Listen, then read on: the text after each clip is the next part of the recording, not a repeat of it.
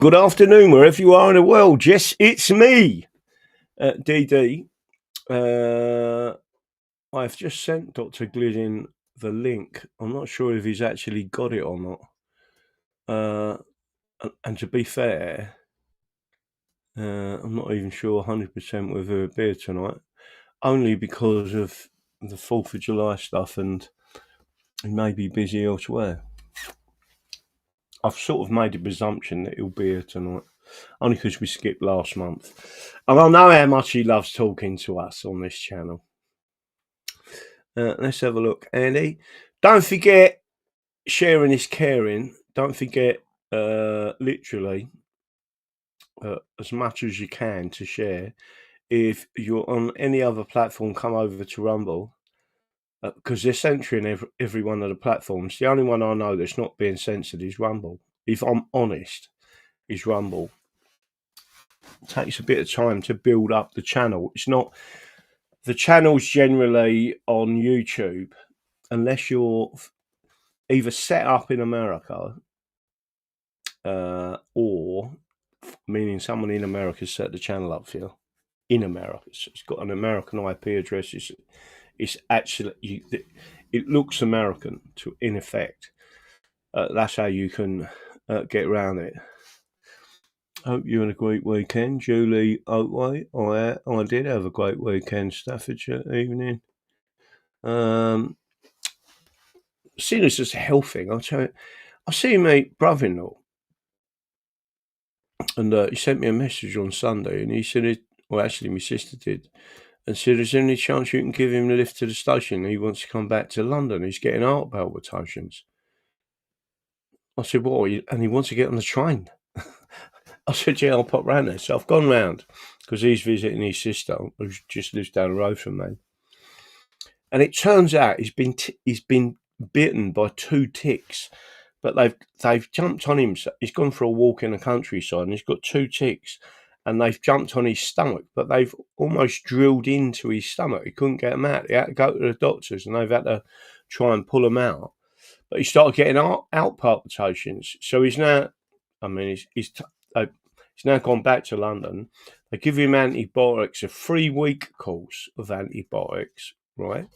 And now they've given him urgent blood tests for Lyme disease and something else. Because he got mullered by a couple of ticks. So, but he's, well, as far as I know, he's all right. Andy the Gabby Cabby near TK, near 1,000 subs, can post the milestone. I'll tell you what. Let me just put that out there. Has anyone got Andy the Gabby Cabby's? Because I already follow it. I ain't got it in front of me. Anyone got Andy the Gabby Cabby's link to Rumble, right? So if his actual link, and put it out in our chat, and anyone who's watching tonight or tomorrow, go to Andy the Gabby Cabby on Rumble and give him a follow, and then make sure you put in the comments, hello, we're from Daddy Dragon's channel, and he'll see. Hopefully we can push him over the edge and into 1,000. We're coming up to 10,000 subs on Rumble. If you look at most other English based channels, that is pretty good, except there's some of the bigger accounts that have got a media company, as it were, or have been promoted in some way by the mainstream media. Russell Brand, for instance, is one of them. I always disagreed with the fact that they was using him to bring people into Rumble, but it is what it is. You may disagree with some, but I disagree with some of the things that Rumble have done. Don't stop me having shares in them, though. Let me have a look. Ace, give Andy the Gabby Cabby a follow on Rumble. Well done, Tracy Truism, for putting that out there. I haven't seen our friend appear yet, so I might see if he's going to come on board. don't forget, he may not do, but if he doesn't, I'm gonna make sure I start this. I'm gonna go get stuck into the show a second, and show you who Dr. Glidden is. So there are medically effective alternatives to drugs and surgery that have purposely been removed from the mainstream. It would benefit you to learn about them. And if you use the link that I've put in the edit or in the description, which Tracy will put out again, it is well. So use the link, and Dr. Glidden knows it's come from us. But all the resources on this particular video are on there, right? So attempt to cure with Dr. Glidden, and then you've got. Don't forget, we're talking about cures. We're not talking about just masking the symptoms, but the main thing to remember is you've got something called a self-help recovery protocols. Now, this is invaluable to anyone who actually cares about getting away from the pharmaceuticals. If you know it's poison, and most of us do, right?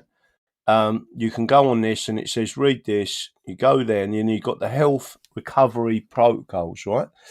So you've got the 7-day detox program, 21-day beet juice program, 67-day heavy metal detox program, acid reflux and heartburn, acne, addictions, ADD, ADHD, allergies, food, allergies seasonal, alopecia, hair loss, ALS, Alzheimer's, anxiety, arthritis, and everything else out there. Let me just make sure. Let's have a quick look and see if I can. It's all right, isn't it? It looks all right to me. So all of that information is out there, right? So you can go and click on any of these, whether it be vertigo, let's think there's tinnitus, sinus, shingles. Funny enough, I'm going to talk to him in a couple of seconds. Let me stop showing this. Ooh, we got Dr. Glidden. Let's have a look and see if we can pull in and see if I can. I'll do presentation. We'll do a duo. I've hit the duo button, and that should allow Dr. Glidden to come in now.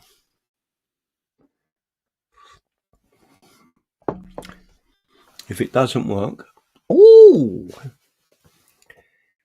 good evening.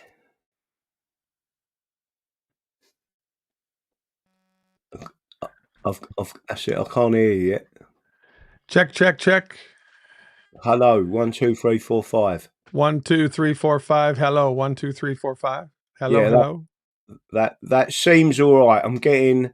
It's a bit of a delay, but I don't think it's a problem.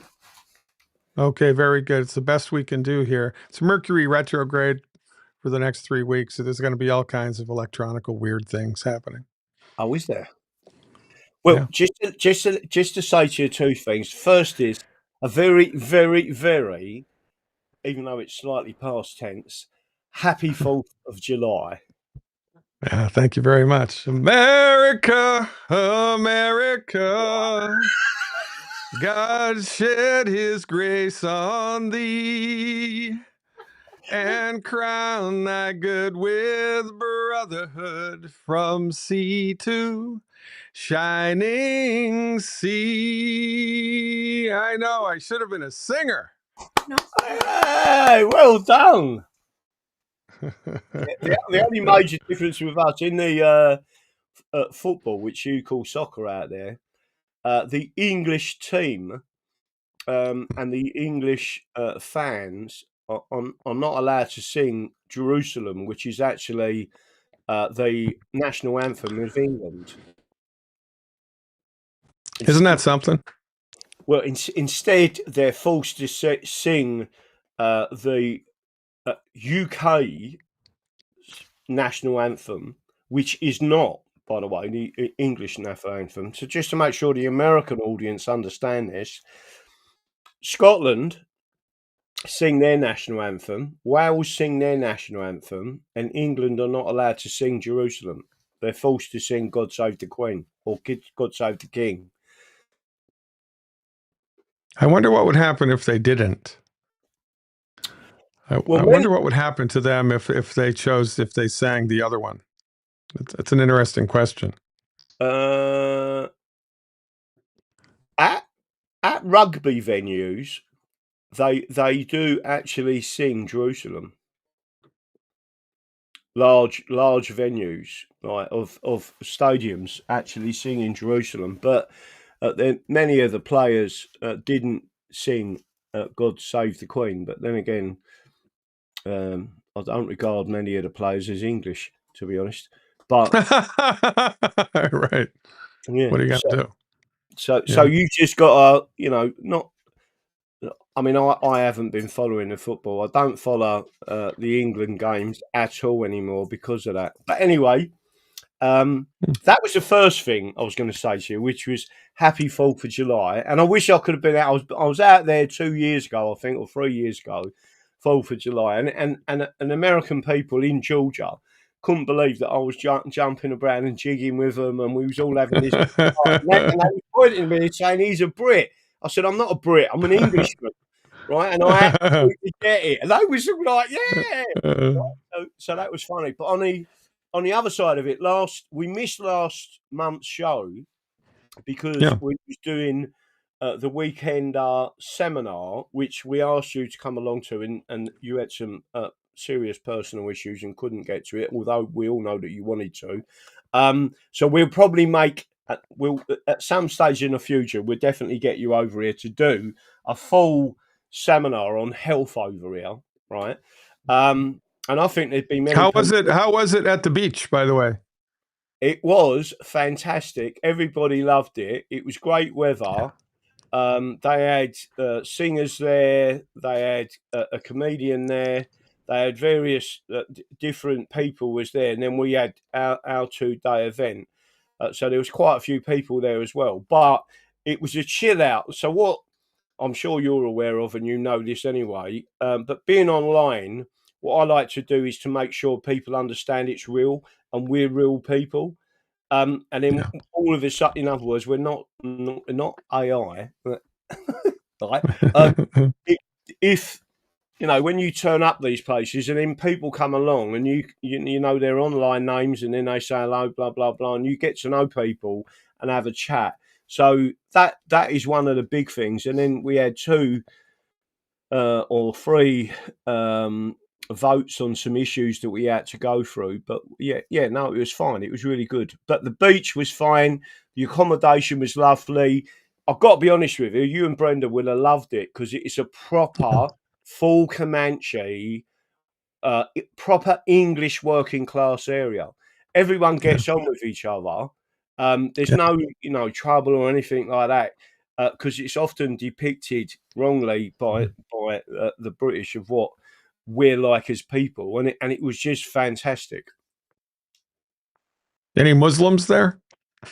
No, I'll tell you what, there was loads of English flags, actual English flags, not British flags. Really? I mean, on every lamppost, on virtually every business, it was English flags only. Wow. I was Wow. like, Well, wow. I hope it's only a matter of time until the truth will out, as far as the politics over there goes. There are similar movements afoot here. Perhaps we can talk about that at some time, but just not today. Yeah. It's an All right. interesting time to be alive. Have you heard of someone called Rupert Lowe? No. Well, he's about to go on the Joe Rogan show. He's if you want to call it the opposition to Nigel Farage, but he's more real, right? Or certainly more real than Nigel Farage, who we describe as Benedict Arnold. Um, but he's also got a number of meetings this week, not just on Joe Rogan in Texas. He's out in Texas, and the first thing he's done is put out on Twitter him at a shooting range and said the Texans know how to run a state, right? And there's him with a gun.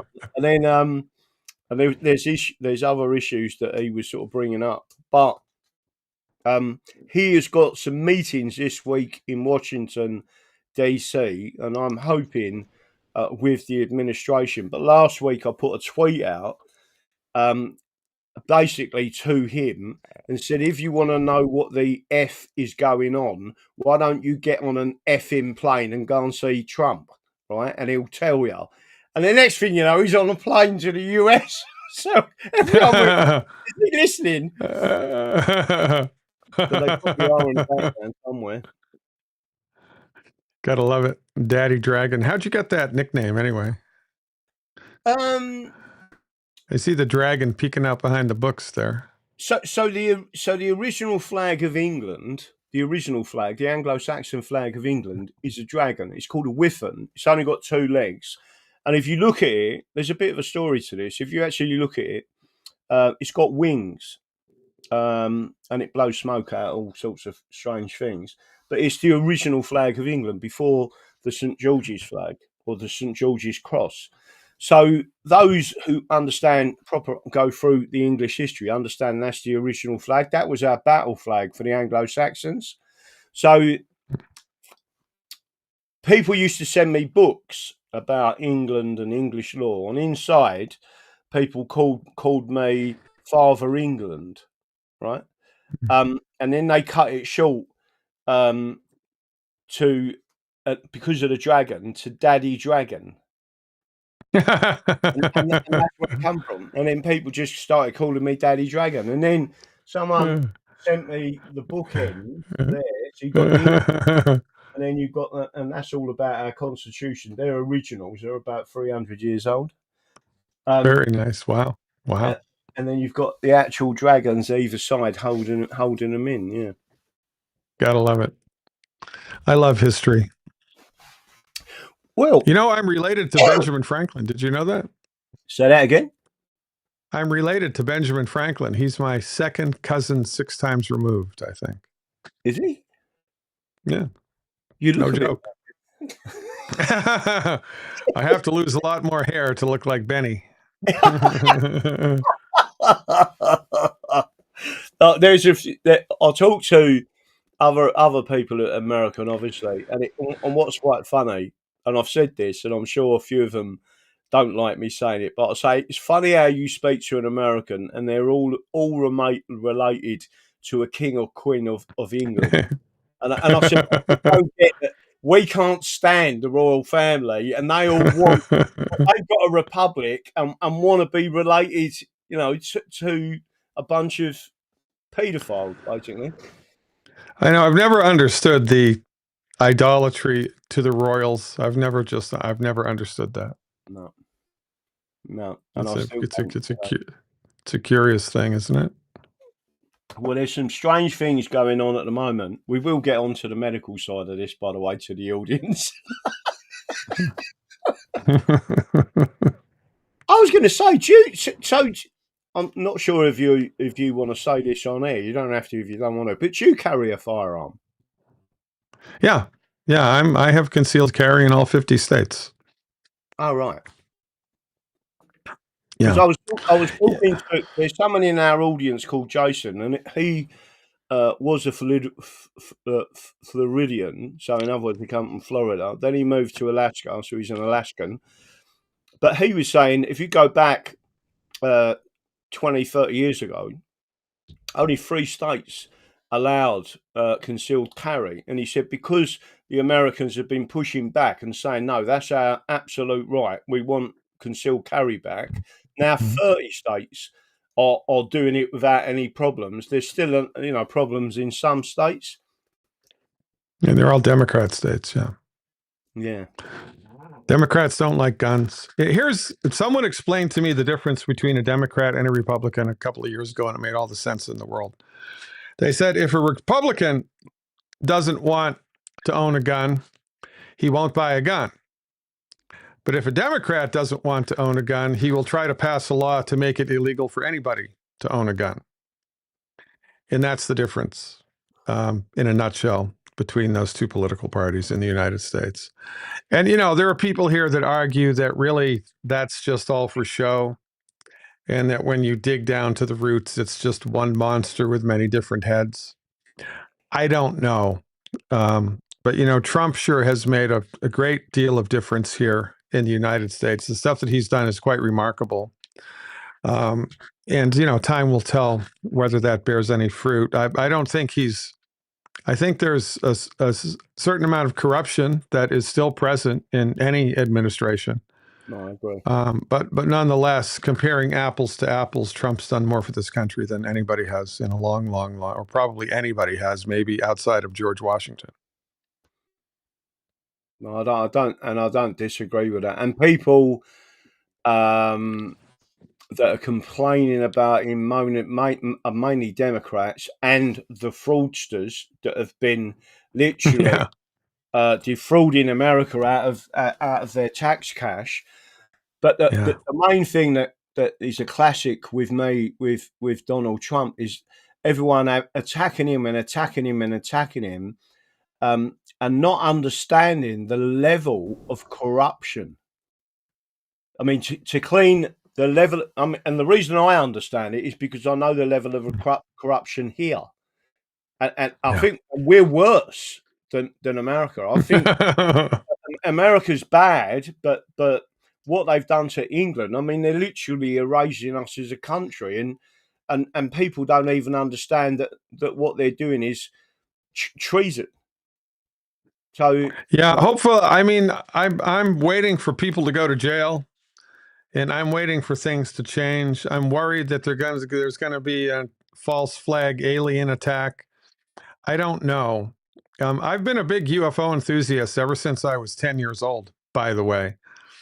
I've been following that situation for a long time. And there's all of this disclosure stuff that's coming out now in the United States.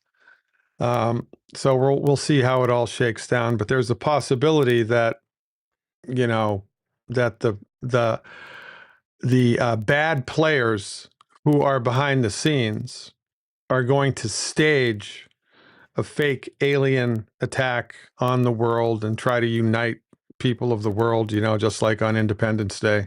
yeah. So as far as I'm concerned, the aliens are real, and that we've had alien technology that's been reverse technology since the 1950s. And it's time for all of that to be released and disclosed. Free energy and anti-gravity and unbelievably fast propulsion systems. All of this needs to be revealed. Can you imagine a world where there was free energy? Yeah, no. Can you imagine that? Imagine what that would be like for everybody in the world. It would be unbelievable. And that's what needs to happen. But I think the powers that be are you know, they don't want that to happen because then they have significantly less power over everybody, Rothschilds included. So I don't know how it's all going to shake out, but I can tell you this, that the extraterrestrials are very real and they're friendly. Because if they weren't friendly, we would have been destroyed, you know, 300 years ago, honest to God. The technology that they have is unbelievable. No, and I agree with that entirely. If they was of malice of forethought, we wouldn't, and towards human beings, we wouldn't be here. Yeah, that's right. There was a big incident in Wrentham Forest in the UK years ago. That was a very famous UFO event. But there have been more and more sightings all around the world now, and it's only a matter of time until the truth will out. But I hope that we don't go down a dark road between now and then. No, I agree with you.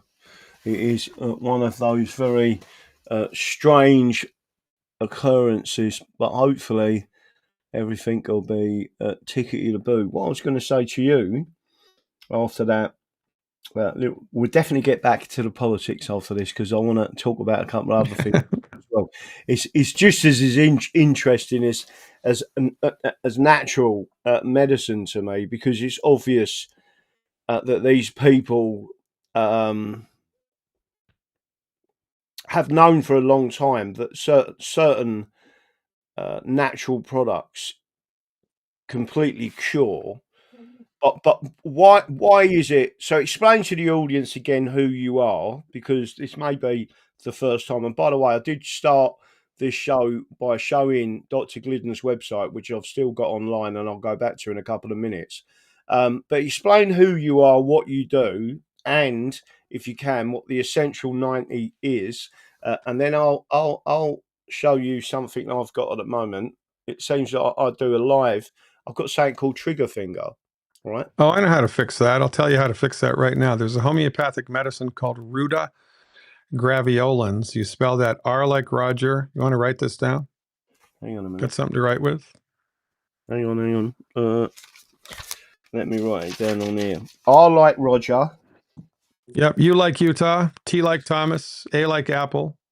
Yeah. Second word, G like Godfrey. R Yeah. like Roger. A like Apple. V like Victor. Yeah. E like Echo.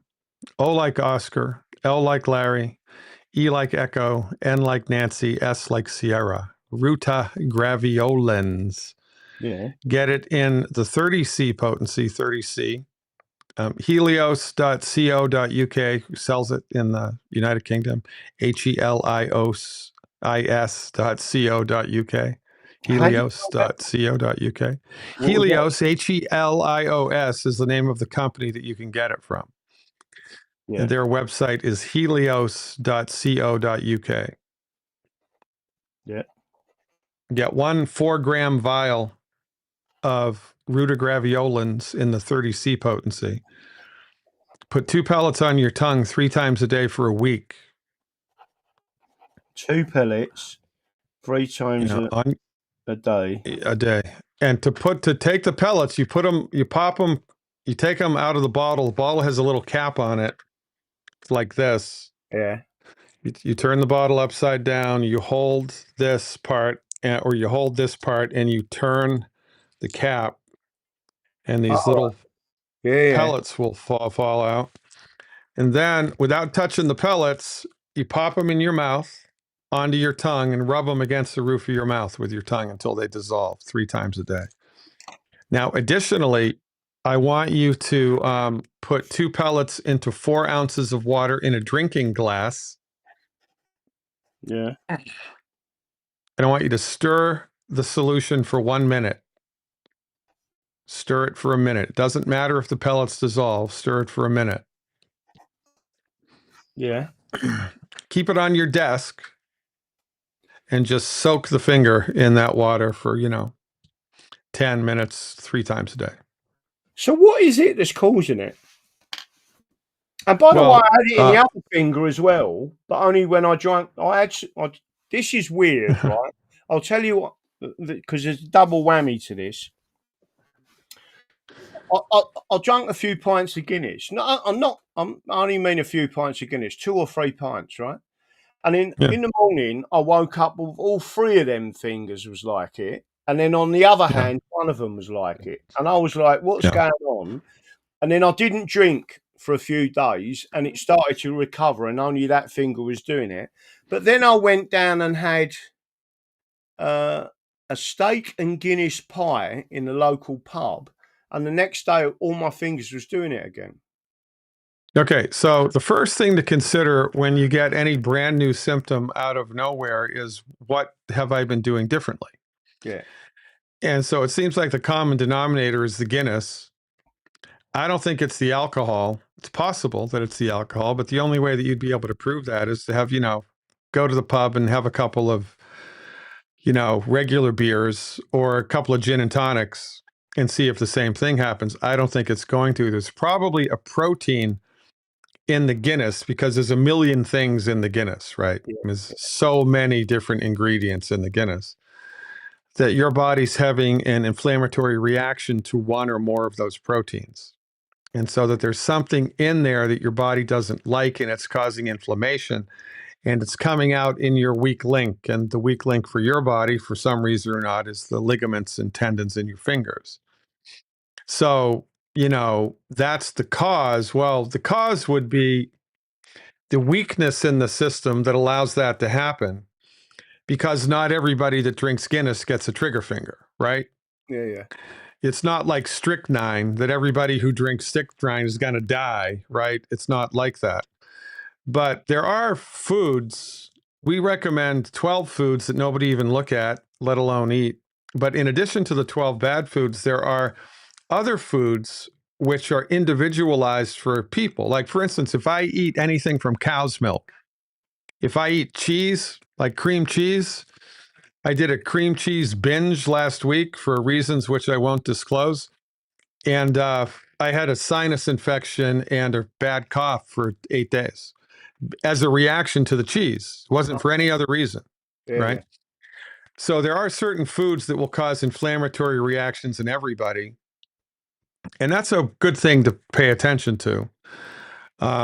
So what I'd like people to do, if they're into it, as a little in-house experiment, is for 3 days, you write down every single thing that you eat or drink for 3 days.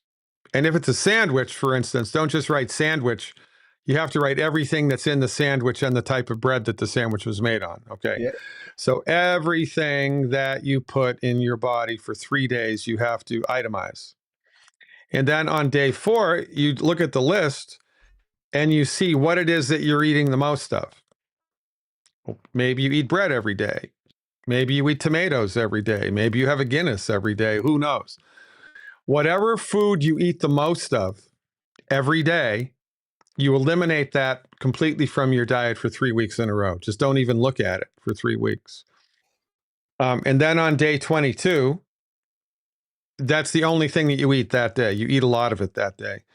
You wait 24 hours and see if you get any increase of symptoms in your body mind, like your sleep is bad or your energy is bad, or all of a sudden you get headaches or aches and pains.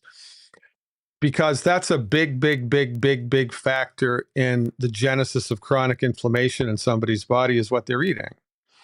And it's similar, for instance, if you put diesel fuel into an unleaded engine, the car is going to run like crap if it runs at all. There's nothing wrong with the car. It's just the fuel that's wrong. And so this is one of the fundamental naturopathic tenets that, let food be your medicine. And frequently people are unwittingly eating food that's bad for them. And that's one of the main drivers of chronic inflammation, which will then lead to degenerative disease somewhere in the body. It's interesting. But why it shows up in your fingers, and it might show up in your brother's shoulder, and it might show up in your mother's stomach, and it might show up in your father's big toe, right? That's a whole nother conversation. But nonetheless, that's how it goes. And these things that I'm talking about, your medical doctor does not believe it. They think that everything that I've just said is cockamamie. It's pseudoscience. It's not proven. It's just theoretical, pseudoscientific speculation, and there's no there. And they're wrong. And that's why we have a chronic disease epidemic, because the medical doctors they're like colorblind artists who don't know that they're colorblind. And it's a problem. It's a big problem. If you sat behind my desk for a week, you'd be horrified at what you see. No, I bet. I mean, again, we'll get into who you are and what you are and your website in a couple of seconds, because I want to talk about that. But I started the conversation on the show talking about my brother-in-law come to see his sister, who lives just down the road, and he's gone out for a walk into the Devon countryside, and it is absolutely gorgeous here, right? He's come back and he's got 2 bites, and 2 ticks have buried themselves into his stomach, right? So he's had to go to the doctor to get them out because he couldn't get them out. Yeah. He then started getting heart palpitations, right? So he asked me to pick him up and take him to the train station. I said, that's not really a good idea if you're getting heart palpitations to get on a train, right? So anyway, he's got on the train and he's gone back to London, which is like 3.5, 4 hours travel back, and he's gone. They've now given him antibiotics for 3 weeks, but they've given him some. You always know when they think there could be a problem because they've given him urgent blood tests and they've wrote on it urgent for Lyme disease and two other things, but one of them is a word that is so long I'm not even going to bother trying to pronounce it. Yeah, but so in America, just by the way, this isn't, as far as I know, a conspiracy theory.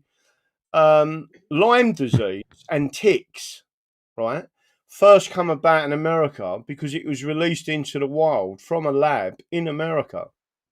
On Plum Island, which was 9 miles as the crow flies from the coast of Lyme, Connecticut, which is where the very first Lyme disease case was recorded, and then it spread like wildfire throughout the country. I've treated lots of Lyme patients. I grew up in a part of the world where there was a high incidence of Lyme ticks and high incidence of Lyme disease. So, the conventional medical doctors have no idea what to do to fix it. They just throw drugs at it and more antibiotics. I had one patient that was on an intravenous antibiotic called Rocephin. It cost $25,000 US a month, right? A month. And it didn't fix the problem.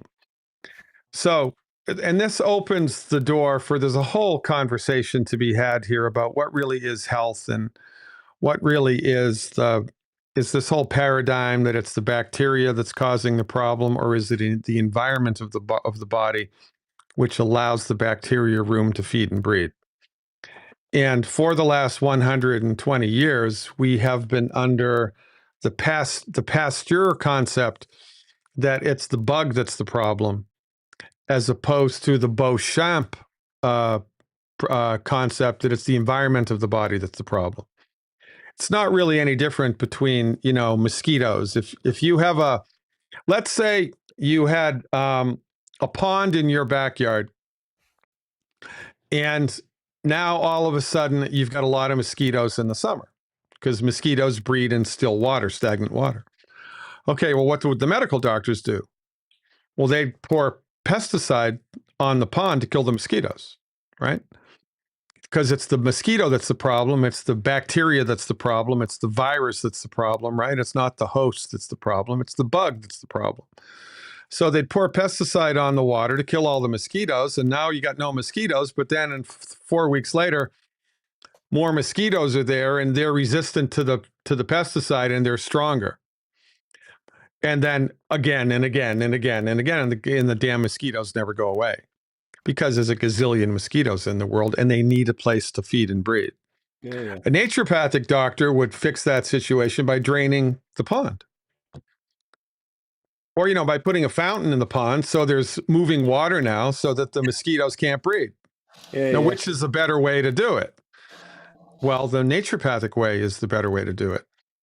But the medical doctors are blind to these considerations. They have no idea. It's a one-trick pony for them.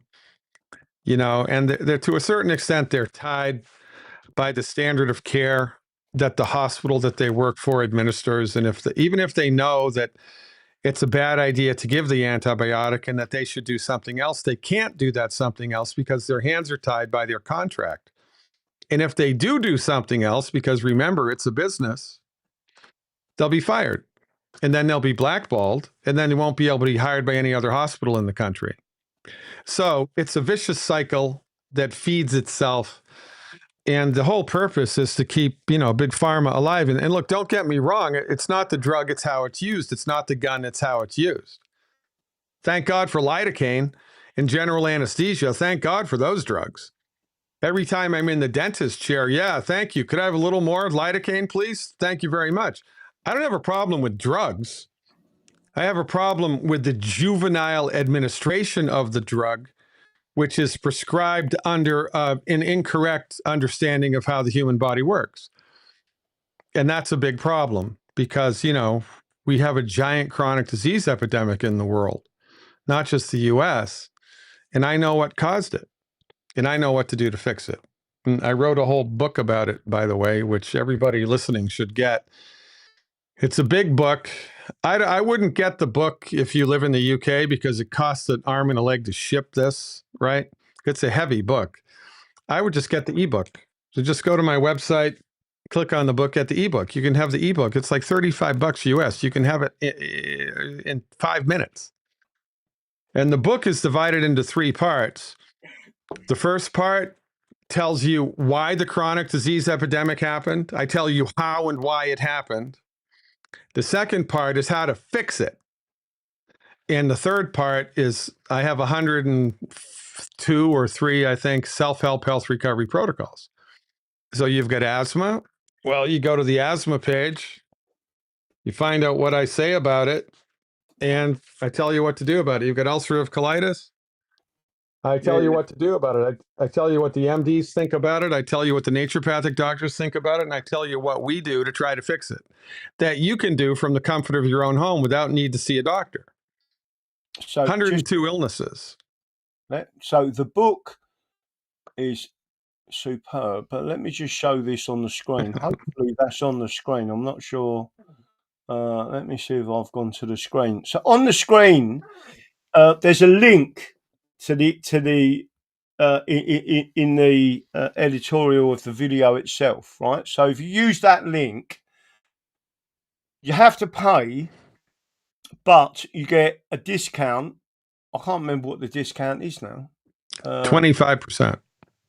25%. So you got health recovery protocols, right? So if you went and had a look at this, everything on this page, whereabouts is the 12 bad foods that you shouldn't take? Okay, so go in the lower right-hand corner of the page, click on the members button. Yeah.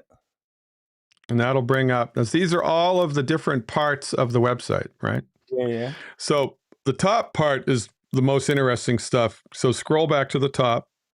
Yeah. Okay. I have the health recovery protocols. That's where you just were. And I have medical insight, which is where the 12 bad food lies. So click on the medical insight tab. Yeah. Ooh, and scroll and scroll down. So each of those little squares represents a video. And if you click on it, it tells you all about it. I'll tell you about the 12 bad foods. I've got 10 questions to ask your medical doctor. There's 13 questions to ask your oncologist. I've tell you about the truth about salt and here it is, the list of the 12. Hang on. Whilst you're on the screen, I'll embarrass you because I hate it when people do this to me. They show me live and I hate seeing myself speaking. Bad foods that I don't want anyone to look at, let alone eat. Are you ready? By the way, this is the last time that you will like me. Wheat.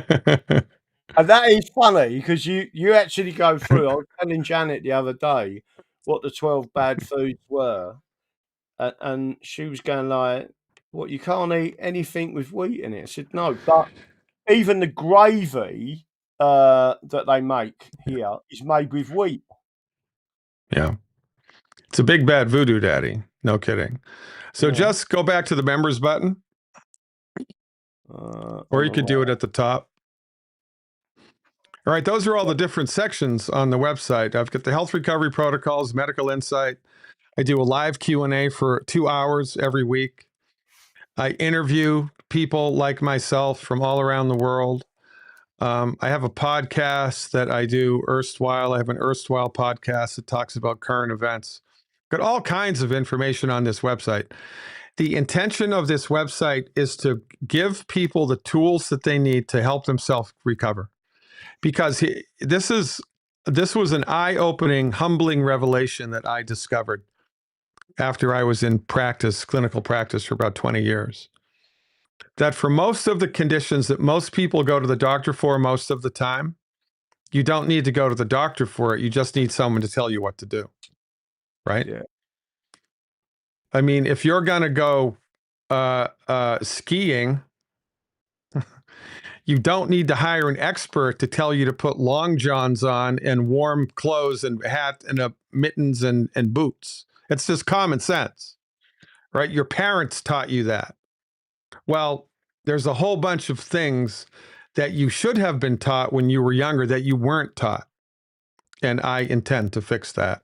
And that's why I have the website. And the book and the website go hand in hand because the book tells you why we're in the position that we are, and the website tells you how to fix it. So you got another Because, one. I'm an educator. I don't want to just give somebody a fish. I want to teach them how to fish so they can tell their neighbor and their children and their sister and their brother, right? Because everybody's suffering, man. Everybody in this freaking country is sick and around the world. And it's not because you have a bad gene. It's not because you're getting older. And it's not because of chemtrails, which are a very real thing, by the way.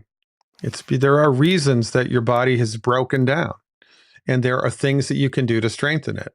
But your medical doctor, bless their heart, is not trained in any of the techniques to strengthen your body. They're not trained in it at all. I mean, you wouldn't go to a chiropractor for open heart surgery because the chiropractor is not trained in open heart surgery. Well, you shouldn't go to a medical doctor to learn how to recover your health because they're not trained in it. They're trained in how to manage your health. So the heartburn is never cured, it's managed. The blood pressure is never cured, it's managed. The depression is never cured, it's managed, and so forth and so on. Naturopathic doctors attempt to cure the condition because we are of the fundamental belief that the body is inhabited by a spiritual force which is intelligent, which is running the show, and the body knows how to fix itself. It wants to fix itself. It's trying to fix itself all the flipping time. So we are trained in the development and the delivery of therapeutics that support the body's ability to fix itself. So if you have arthritis, we try to fix it rather than just put you on pain meds and sign you up for a knee replacement. If you had high blood pressure, we try to fix it rather than just give you amlodipine, right? Which you'll then get side effects from. And then after a year and a half, the drug stops working, so the dose needs to be increased, or a second high blood pressure medicine needs to be added. The root cause of the problem is never addressed, and you get weaker and sicker and weaker and sicker. And then in the United States, you go bankrupt, and then you die because the leading cause of bankruptcy in the US is medical bills, and the leading cause of death is medical treatments. So, and I'm the quack. You got to be kidding me. So to answer the question, who am I? I'm a licensed naturopathic doctor in the United States. I have 37 years of helping people recover their health. And in the US, it's the education of a naturopathic doctor in the US is different than it is in the UK. In the US, you have to do 4 years pre-med. I did that at the University of Massachusetts. 4 years of naturopathic medical school. And currently there are only 3 medical schools in the US that are fully accredited naturopathic medical schools. It's 5,000-hour, 4-year program. Then you have to pass national boards. Then you have to pass state boards. Then you have to do 1,000 hours of clinical supervision. And then 25 hours of continuing education credit every year. It's full-blown primary care.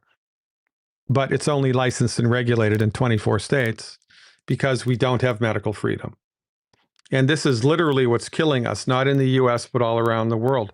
We haven't enjoyed medical freedom in the world since the early 1900s, when there was a hostile takeover of the medical marketplace by the pharmaceutical industry and the American Medical Association. And they kicked everybody who wasn't prescribing drugs off of the bus of medicine, outlawed every other type of medicine. And now in the US, the only thing that can legally treat a disease is a drug. Think that through. The only thing that can legally treat a disease is a drug. Now, are you okay with that? You shouldn't be, but that's the way that it is. And, myself and a handful of my colleagues we're standing on a hill waving a flag, say, look, conventional medicine is fantastic for trauma care and surgery when it's necessary, for military field intervention, right? Military field surgery, they save people's lives all the time. But for most of the conditions that most people go to the doctor for, most of the time, it's a failed method because it doesn't even attempt to cure the condition. It just kicks the can down the road. You get sicker and weaker and sicker and weaker and sicker and weaker. You're still alive. Okay, that's great. And then you die. The last 10 years of your life, it's a revolving door to the emergency room. Your life is a shit show. And this is what passes for the best system of medicine in the world. And the only thing that allows this to happen is a medical monopoly, which is so vast that most people aren't even aware that it exists. I mean, just look what happened during COVID. Look at all of the nonsense that they were able to hoist on humanity. How were they able to do that? Because of the monopoly. that shores them up. And it's a big bad voodoo daddy, folks. You need to learn what to do to help your body fix itself. And it's not that hard, man. It's not like you need to get a doctoral degree or like study this intensely. You just need someone to show you what to do. And that's why I get up in the morning. No, and again, everything you've just said, I completely agree with. It's very, as I've been saying to people, it's very similar with the body. The essential nutrients are, if you like, the constitution. Without them, you become sick as a body, and without society having the constitution and it being adhered to, and people pointing you in that direction, no, you must do this, society becomes sick. I was having a conversation. This is another analogy of all of this. I was having a conversation with a very intelligent person who was a teacher in England. He's got fed up. He's walked away from teaching, but he's a chemistry teacher. And he said, "But Graham, I don't know anything about the Constitution." He said, "But you say this is basic and everyone should be taught it." I said, "Yeah." I said, "But you're a chemistry teacher. If as a teacher I was to present to you the periodic table of chemicals and structures, and I remove carbon and one other basic element, yeah, you would then teach children that this is the periodic table, but missing them elements. So therefore, everything that they do after that's going to be wrong, Right? Because they're missing it." And 1,000%. It all goes back to the underlying philosophy, and it's wrong. And this is the hardest thing for me to communicate to people because, I have a lot of friends who are medical doctors. This is not a diatribe against an individual MD. It's a diatribe against a monopolized profession which teaches half truths. And the doctors who are, most of the doctors, there are exceptions to prove this rule, but most of the doctors just walk lockstep. Yeah. They don't care. They don't care it might be wrong. It's not their job to figure that shit out. It's just their job to implement. And basically, medical doctors in today's day and age, and remember, I love surgeons. Surgery, when it's necessary, will save your life. Trauma care, it's really great. That's their wheelhouse. But, most doctors, they're drug dealers. That's all that they are. That's all that they are. And now with AI, everything's going to get 10 times worse. And I don't disagree at all. Garbage in, garbage out. So if Yeah, the that's AI right. system, if the AI system is literally just bringing in this information from websites, where the websites is the pharmaceutical products and conditions, and this is the cure, then all AI does is return what the pharmaceuticals want them to return. Yeah, it's not an intelligent system. It should not be called artificial intelligence because it's not intelligence. It's just a data mining algorithm. Yeah. That's all that it is. And if the data that it is mining is wrong, it doesn't know that. Yeah. It can't know it because it's not conscious. And so the whole thing is wrong. And I predicted this a long time ago that, I said that the ultimate end of MD medicine is that you're going to go into a medical facility in the not too distant future. You're going to get in with your insurance card. You're going to type in a bunch of the symptoms that are wrong with you, and then you're going to get on a conveyor belt. And you're on the conveyor belt. They're going to extract a blood sample. They're going to measure your weight. They're going to measure your body mass. It's all going to be done by robots. They're going to take a urine sample. They're going to take a stool sample. They're going to take a blood sample. You're going to go through a CT machine. And then all the while that this is happening, the AI is going to be generating a diagnosis. And at the end of the visit, at the end of the conveyor belt, there's going to be a big machine, a vending machine on the wall, and it's going to spit out the drugs that you need and instructions for how to take them. And that's how it's going to be. The doctor, the physical human doctor, is not even going to be necessary, not even for surgery anymore. And that's how it's going to go. And it's all going to be still based upon the incorrect notion, number one, that you can treat a disease. You can't treat a disease. Disease doesn't exist. You can't treat arthritis. It doesn't exist. You can't treat high blood pressure. It doesn't exist. You can treat a person, a human being, with a set of symptoms that has been labeled as arthritis or high blood pressure, but the curative treatment for the human being is going to be individualized. I could have identical triplets. They all have high blood pressure. They need 3 completely different treatments to recover. But conventional medicine is not concerned with any of that because they think that your body is a bag of biochemicals waiting to break. Consciousness is a function of biochemistry, and that when you die, it's lights out, game over. There's no such thing as the spirit. There's no such thing as the vital force. There's no such thing as indwelling intelligence. There's no such thing as God. There's no such thing as the afterlife. It's all pseudoscientific nonsense. You are a bag of biochemicals waiting to break. Hard stop. Take your drugs and shut up. I went to Harvard. And it's killing us, literally. I agree entirely. And so no, what I'm saying about there's weird things happening over here. So we'll get back to, because this is on the medical side of it. The government, the government have now forcefully implemented, in other words, it's mandatory for all food companies to put folic acid in all food products, including flour. So you can't even go and make your own flour now, or your own bread, I should say, because if you went and bought flour, the folic acid is put into the flour before you even get it. It's manufactured with folic acid in it. What do you think about that? Well, everything's being manipulated. Everything's being altered behind the scenes, right? We've got genetically modified food. Who knows what they're injecting? You know, who knows how they've altered the genes now of the tomato and what the hell that's going to do. The whole thing is a shit show. And, you know, I mean, this is where you have to get out your tinfoil hats, folks. But what I'm telling you is true. And you want to think it's a conspiracy theory, go right ahead. You're going to suffer and you're going to die.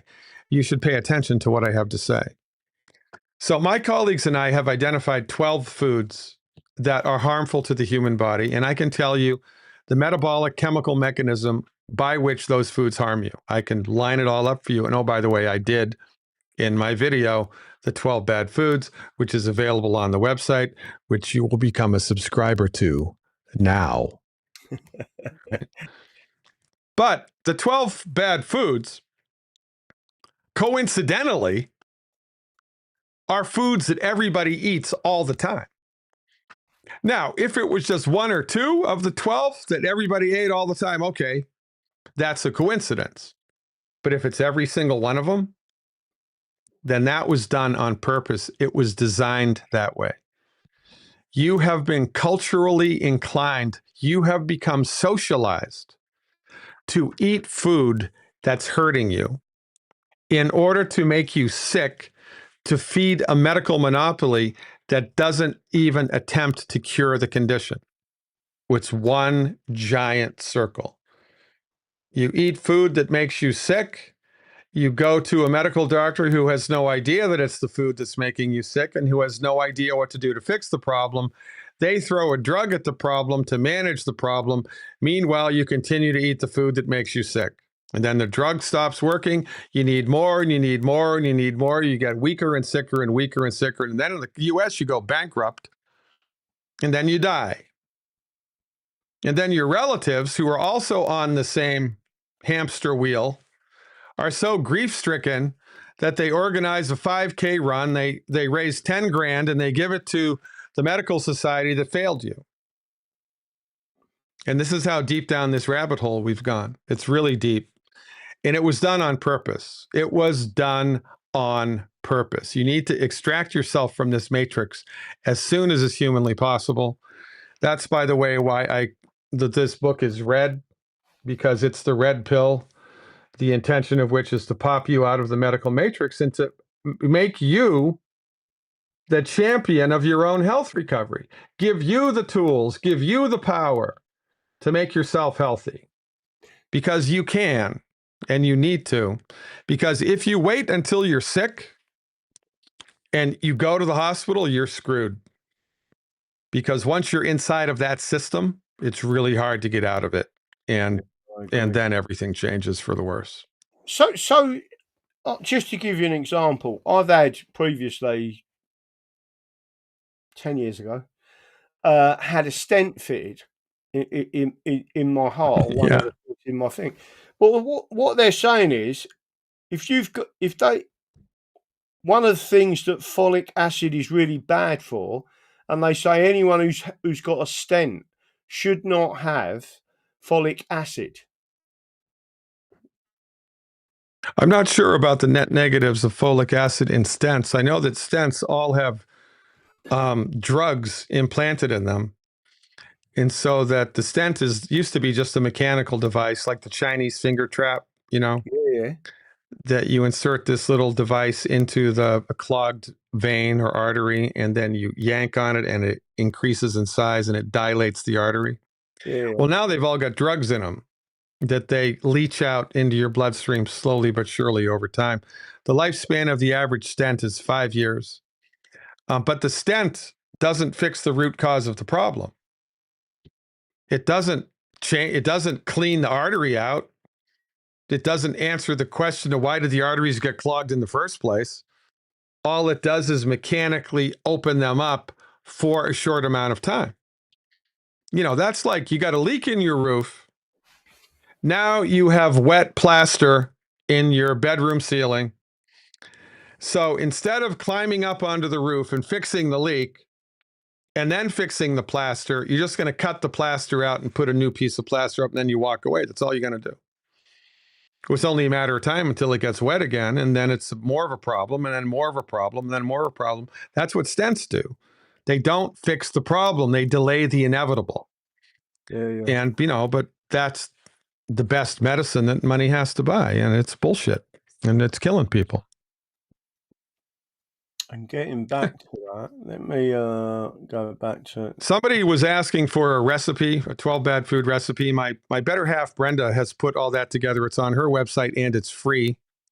EiffelHealth.com. Just go there, and she's got like 100 different recipes. And if you came to my house for dinner, you would never know that you were missing anything, let me tell you. And it's all 12 bad food friendly. People think, oh, I'm going to have to suffer. If you're going to tell, you can't take away my wheat, Dr. Glidden.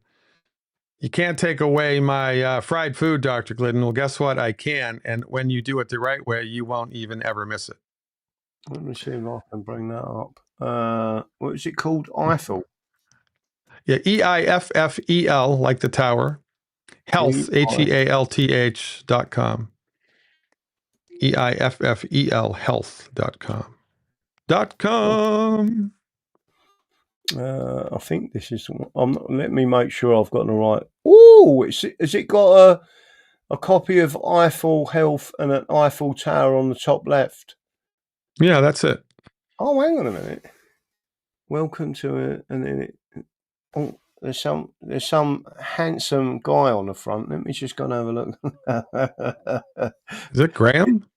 We have a picture of you. We have a picture of you there. Yeah. If you were sitting there with a waistcoat on and a concealed carry that wasn't too concealed, that's funny. If you scroll to the top of that page, yeah. See where it says recipes? Oh yeah. In the purple bar. Yeah. There's a millions. There's so many recipes there. It's not even funny. Oh look, creamless, creamy green goddess dip, pork and cucumber stir fry. Oh, beef stroganoff. Ooh. Spanish rice. Yeah, look at this. White fish with garlic and thyme. Mum's hot German potato salad. Deviled eggs. What's a deviled egg when it's on?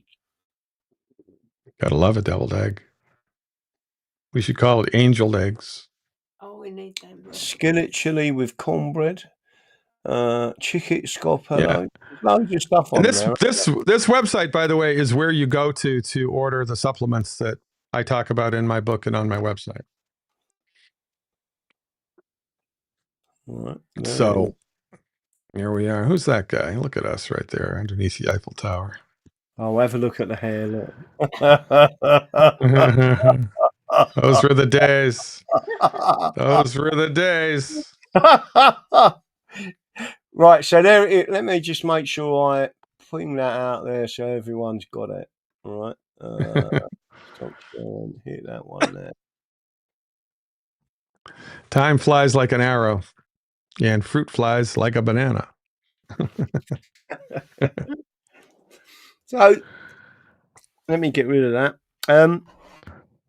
What?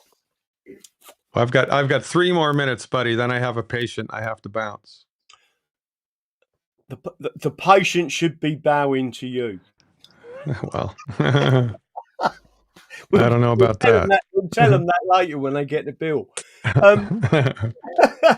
But so just on the other side of all of this is obviously making sure that people are aware. In the description of this video is the link to your website, so they can click on it. They get a discount because it's got Graham on it as part of the discount code.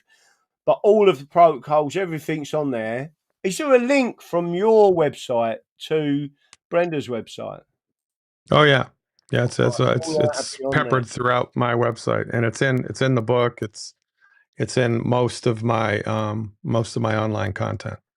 But the major thing is, if you stop eating the 12 bad foods and you're consuming the essential 90, which are the essential minimum minerals, vitamins, and amino acids, you shouldn't get half of the problems you're getting. Or if you have still got them, they'll be not completely eliminated straight away, but over time you should see a progression of good health.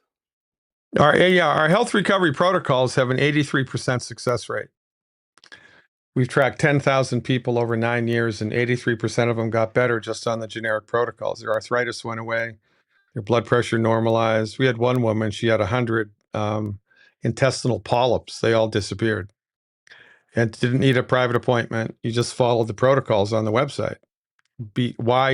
How is this possible? Because here's how it's possible. If you drop a rock on your foot, right, the body becomes destabilized and symptomatic. Now you've got a red, hot, swollen, painful foot. But if you stay off of it for 4 or 5 days, with time, the body fixes the foot. So it fixes it. It's no longer a problem after 14 days. You cut your finger, put a Band-Aid on it, the body fixes it, right? Well, guess what? The body wants to fix everything, but it needs raw materials to do that. Yeah. And the raw materials that the body needs to fix itself are not all in the food. Some of them are, but not all of them. And like throwing salt into a wound, you are unwittingly eating food that's making the problem worse. You don't even know that you're doing it. So this isn't rocket science. You clean up your diet. You fill your body's nutritional tank up with the raw materials it needs to fix itself. And what does the body do? It fixes itself. Yeah. Most of the time. It's not magic. It's good medicine. And you need to know about it because your medical doctor does not. And more's the pity. And Graham, I have to bounce. I'm sorry, but I have an engagement. No problem. And you're the best. Okay. One last thing, Graham. Does that look swollen to you?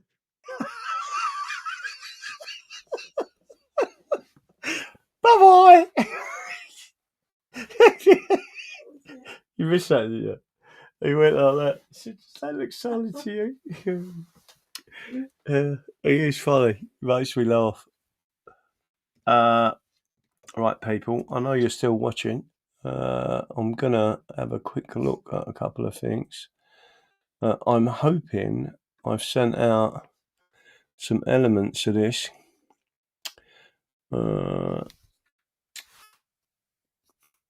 Okay, I've got another order coming there. So the other thing is, if anyone is looking, and I'm seeing some fantastic ivermectin, fenbenzidole, and there's some other products I'm getting in as well, coming in from people. But if you want ivermectin or fenbenzidole or membenzidole, you can contact me as a proper. It sorts out a number of issues, but and again, DMSO. I don't sell the DMSO, but I can point you to where the best product in the UK is that they recommend. But if you want ivermectin, I only help people who watch the show, right? You send me an email to Graham, GRAHAM .more, MOORE, at protonmail.com, right? No doubt someone's going to put it in the thing for you. So Graham, GRAHAM .more, MOORE, at protonmail.com. Put ivermectin, all one word, spell it properly, because otherwise when I do the search I don't pick it up, in the subject line of the email. Then you need to put how many strips you want. It's a minimum of 6, right? Because otherwise it ain't worth doing the postage and packaging. A minimum of 6. Most people order 10. You can order as much as you want, really, within reason. And it is £15 a strip. The fenbenzidole is £10 a strip, right?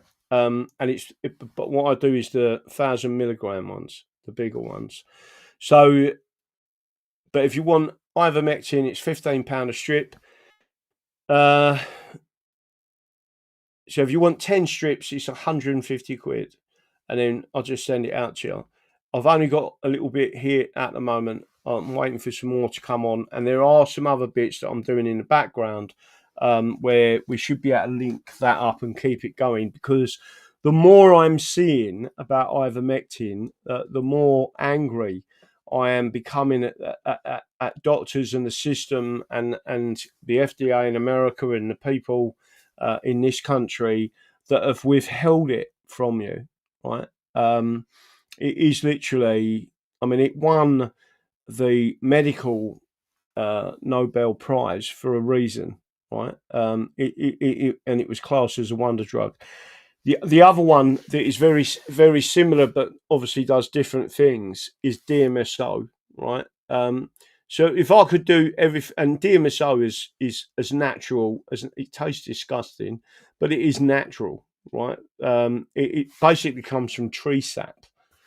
So if you imagine how a tree can repair itself, so if you was to take a cutting of something sticking out of a tree, you cut round it. Has anyone seen them things? And they pull it over and then they cut another hole in another tree and they put it in and they wrap it with a bit of cling film. It is the DMSO that makes it, or the tree sap that makes it all seal up and find itself again. And it can become just as strong as the tree itself as a branch of that tree. Well, that is because it's tree sap. The tree sap, for some reason, has got something in it that very much assists people in many different ways. Just to make sure, DMSO is fantastic. That was it, really. I am going to do a quick video at the end of this and put it up on. There's a couple of videos I want put up, if I can, on YouTube, only where I've done quick explainers. But one thing I do want to briefly talk about, this is the closing of the show. And again, I'm not being negative towards the Scots, but it is about Scotland and the Acts of Union. So a proviso for this is people need to understand this is not me being negative towards Scotland or the Scottish people. This is the ruling classes, the money men of the time that did this, right? But I just want to make sure everyone's aware of this. Let's see if I can go and find it on my. I'll at least go and have a look at that as well.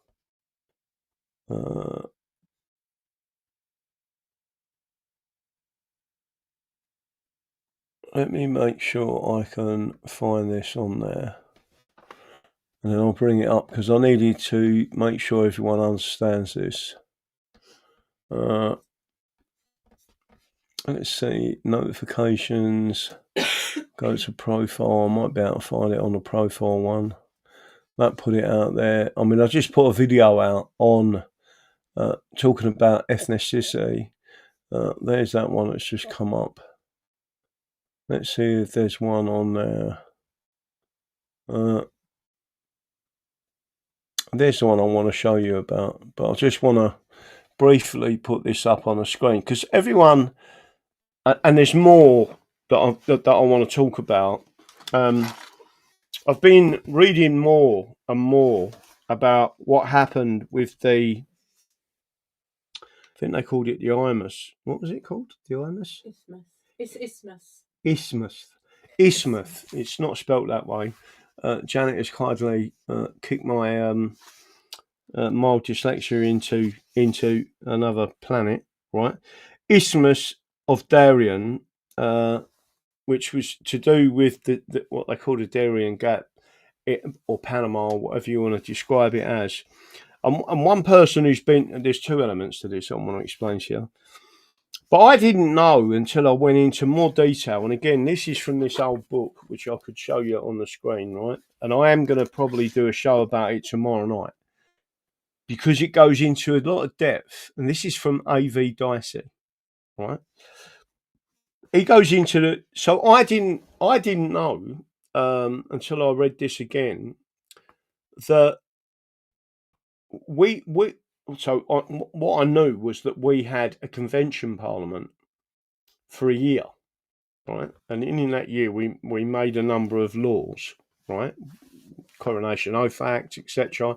It was a convention parliament, and you couldn't change any of them laws once that convention parliament had been changed.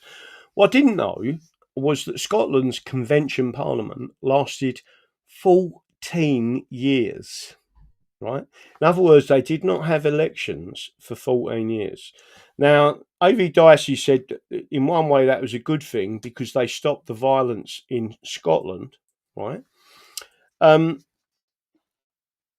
it was the Convention Parliament that actually created a law, right? And it goes in and it tells you it tells you all the details of what the law was in Scotland that they created. And basically they created their own version of the West India Company, but the Scottish version, which was like the Africa Company, right? And as part of that, they passed a law and raised £600,000. Bearing in mind, this was in the late 1600s, so 1690s onwards, right? Early 1700s, £600,000. And what they tried to do was they put it out to, and the detail of this is actually in this book, and they put it out to the English as well, right? Well, they misled King William III. So again, think of the English Bill of Rights and what the preamble says. It says the king was badly advised, basically, but by divers. In other words, people that were wrongly advising him, and the English Bill of Rights says they were evil people, right? Well, they created this company, which was the equivalent of the East India Dock Company, but it was Scottish, and they created this force that went out to the Darien Gap or Panama, right? It was actually called the Isthmus of Darien, right? And they had a number of battles, not just with the locals, but also with the people that were controlling that area. Now, I always thought it was the English and the Dutch, right? The people that they was fighting were the Spanish, who just happened to be one of the most powerful nations in the world, had already claimed that area. And they was trying to muscle in on the operation, and they was trying to drag England into the fight with the Spanish. And once we found out what they was doing, because they actually lied to King William III, and they lied to the English, right? Because there was lots of negatives with what was set up with this law that they'd passed in their convention parliament, right? That the English didn't know anything about the detail of this act of parliament. This is all in this book by A.V. Dicey, by the way. And it got and basically the Spanish beat them. I think the Scots won one of the altercations with them, but then the Spanish took pity on the Scots, right? Had a deal with them. They said, "Listen, pack your gear up, get on your ships, and leave, and we won't harm you, right? We'll let you leave. We'll let you retreat, and you can go, and we will give you our word that we will not attack you." Right, so they got on the ships and they left, and then there was a massive storm, and then the storm smashed one of the ships up. Another ship was shipwrecked just outside Jamaica or somewhere like that. There was a big. The long and short of it is that it absolutely bankrupted Scotland, right? Because all of their money men had piled money in, and they tried to get. It was like a massive Ponzi scheme. They tried to get the English to pile money into it. And then the English Parliament said, no. We ain't putting any money into that. And they stopped it. But they then blamed the English because the Spanish had beat them and we never went in with them, right? It's a bit, I know this sounds strange, and I will talk about this more tomorrow night, because I think this is a really, really important piece of history that people are not taught, right? And it was actually the Scottish people, and it goes into detail in this book. So we might spend an hour on it tomorrow, and I'll show you where it says it. But basically, the Scots asked King William, and King William said no, right? He said, asked to come into a union, right? So the Scots said, like, we're in trouble for money. We need to come into a union with England to keep going, right? They should have been allowed to fail, right? But it would have caused a lot of problems in Scotland and violence in Scotland, right? There's a lot of information in this book which is vital, and it's not taught, right? It's definitely not taught in schools, right? But they was the ones who asked, and the person who then later on allowed the union, right, was Queen Anne. She allowed the union, but William had said no to it because he understood that it wasn't going to work, right? So you can start to see why it is some of these people, they're basically the Scots have, and I'm not talking about normal everyday Scots people, right? The system, the deep state, whatever you want to call it, have lied to us for centuries about actually what happened. And the detail in this book tells you that they actually got beat 3 times by Spain. So 3 separate expeditions. They tried to do this, and it annihilated the Scots, and it caused a problem. But one of the things that I didn't realise, and by the way, it's all in this book, right, is at one stage they commandeered an English ship that was completely innocent, right? It was in Firth in Scotland. They commandeered a ship. They arrested the crew and the captain for piracy, saying it attacked one of their Scottish ships, one of their vessels that was associated with this company.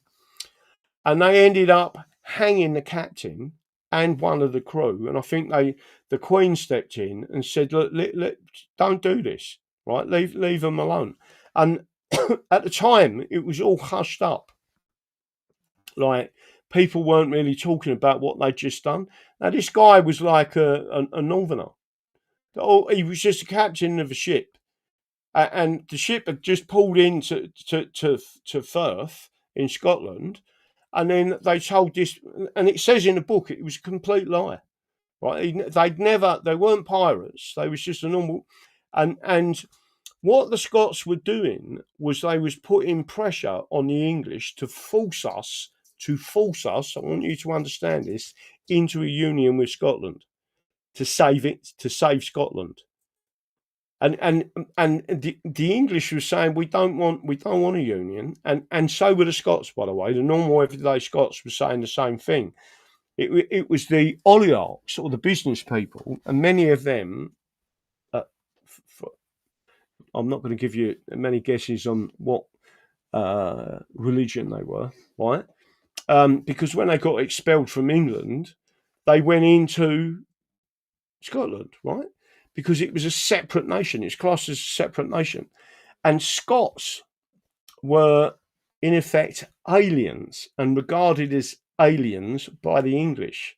They were not regarded as what it is now, British. They were regarded as aliens. They were regarded as a separate nation and a separate culture, right? But they hadn't stopped attacking. And I'm telling you now, that is still going on today. So the English, what I'm saying is, it's a bit like what Dr Glidden says.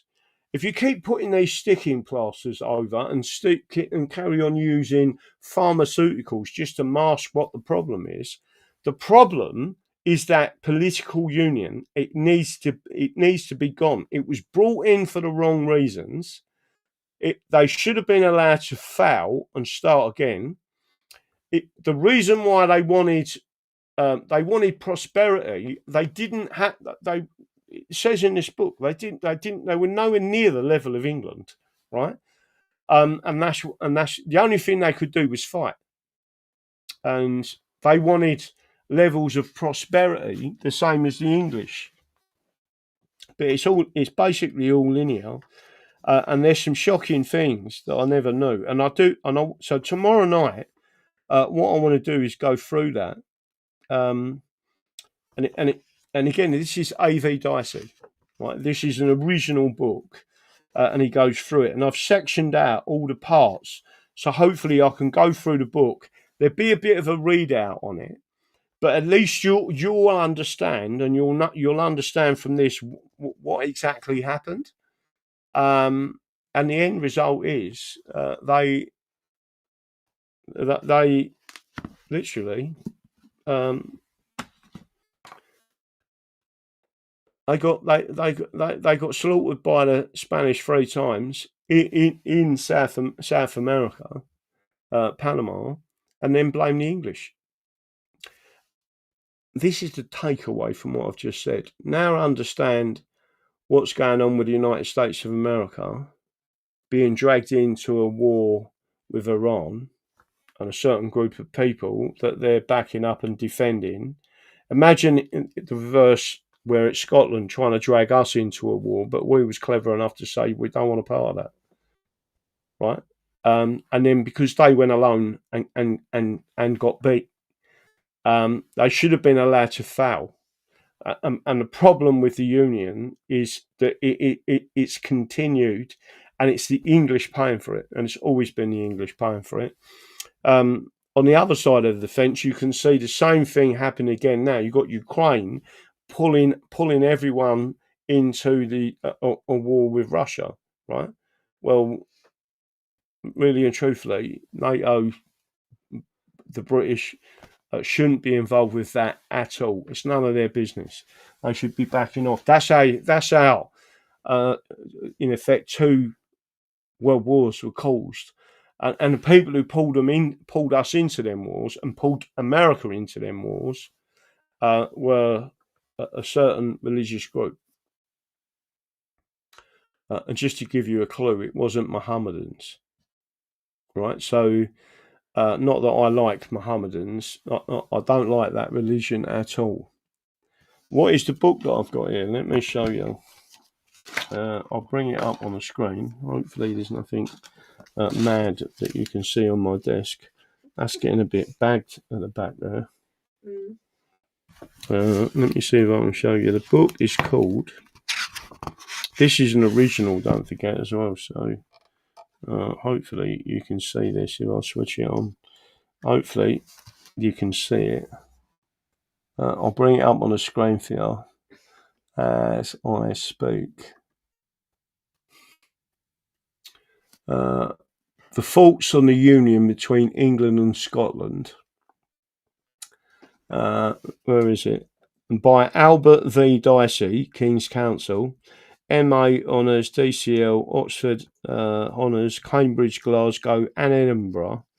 He's quite well known in every element of our universities. And Robert S. Wright, CBE,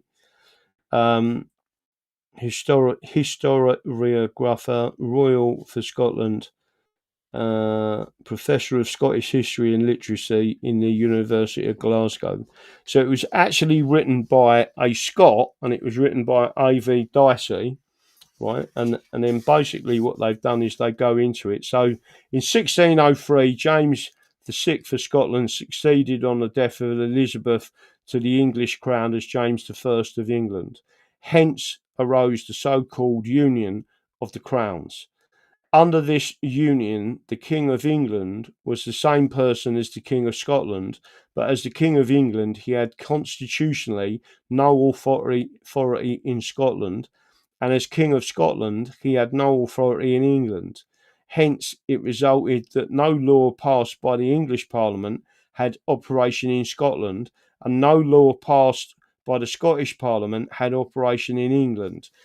So, if I go through the preface and showed you what this said, this all goes back. Dicey and the author of this book basically said it was better before the Union, right?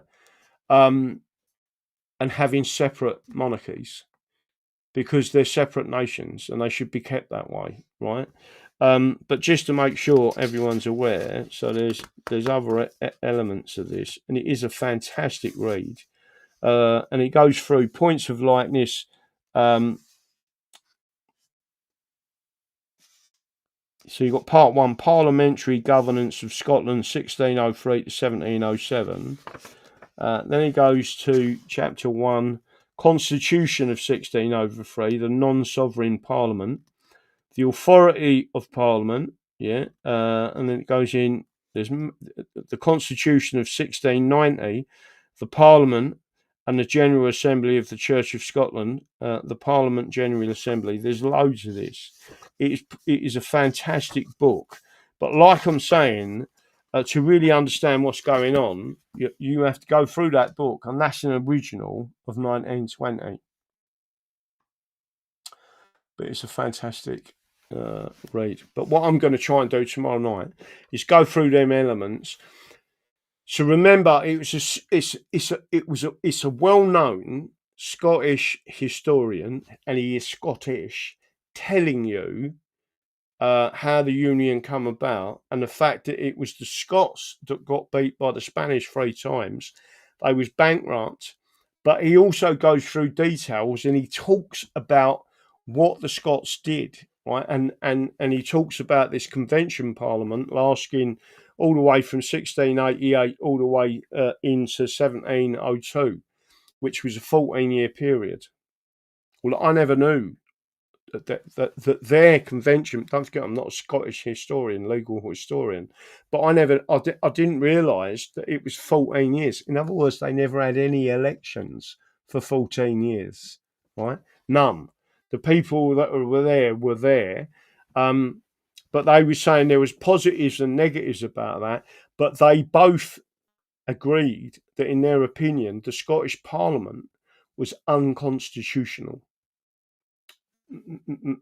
Meaning because it had it was an extent, like, so a convention parliament is fine if it's for a specific reason, right?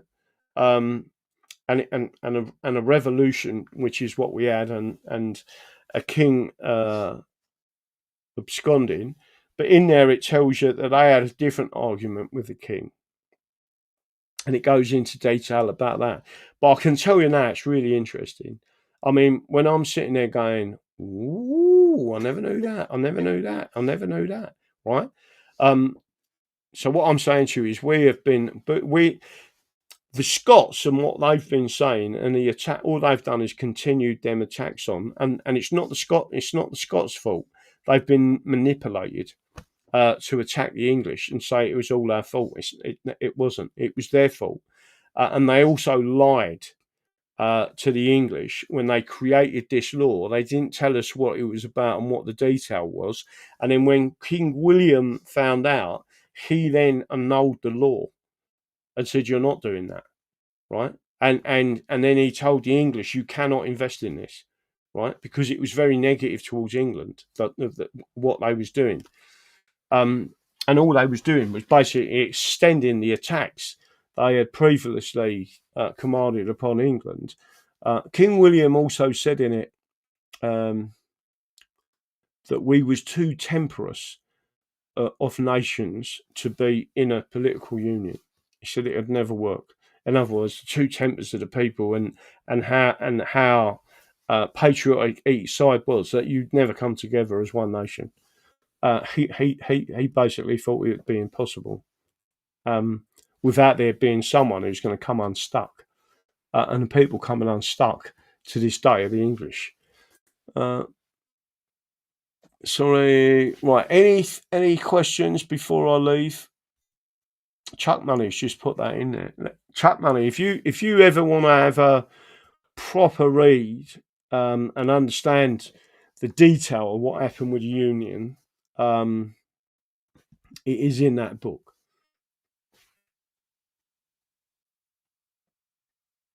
And the people that really need to see that are people like Rupert Lowe, in my opinion.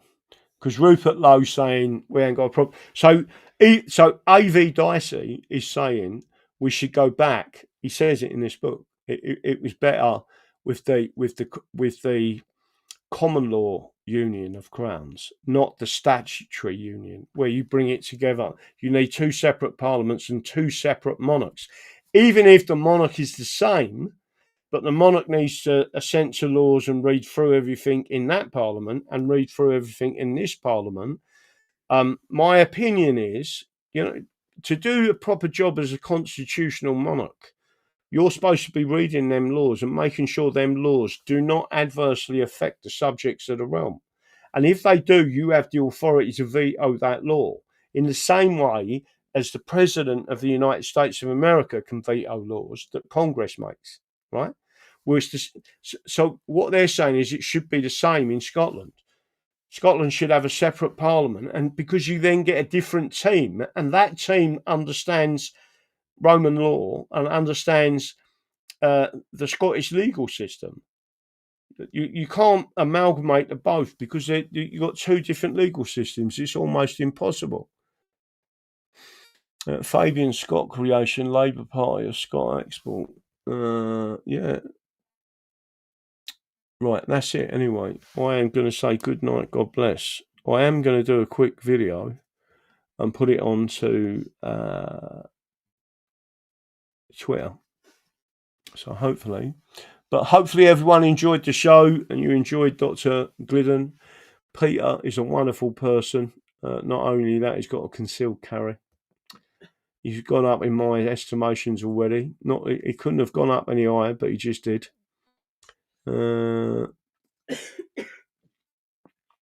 That's it. Anyway, good night, God bless. And don't forget what I believe in. The Constitution is the solution. And most of that is in this book.